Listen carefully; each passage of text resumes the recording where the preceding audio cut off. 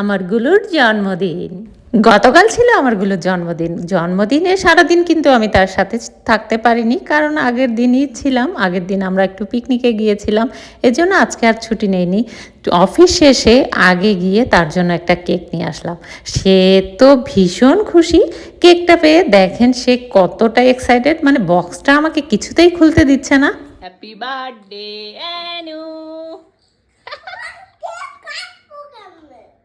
কেমনে কাটবো এইভাবে?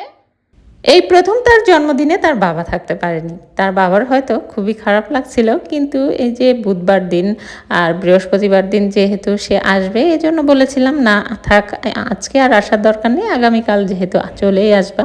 কেকটা আসলে একদিন পরে কাটলেও পারতাম, কিন্তু ওই যে সকালবেলা বলে ফেলেছিলাম বাবা তোমার জন্য কেক নিয়ে আসবো, এই জন্যই আগে আগেই কেকটা কেটে ফেললাম। মানে ওর বাবা আসলেই কেকটা কাটলে বোধহয় ভালো হতো, আমাদের এই ভিডিওটাও পরিপূর্ণ হতো, তার অনেক বেশি ভালো লাগতো। যাই হোক, বাচ্চারা খুশি তো আমরা খুশি। আমাদের একটু খারাপ লাগলেও বাচ্চারা যেহেতু খুশি হয়েছে, আমার অ্যানও খুশি হয়েছে, সেহেতু আমরা এটাকে কোনো সমস্যাই মনে করছি না। আমার ছেলে কিন্তু কেকের থেকে দই খেতে বেশি পছন্দ করে, তার জন্য কিন্তু দইও এনেছিলাম।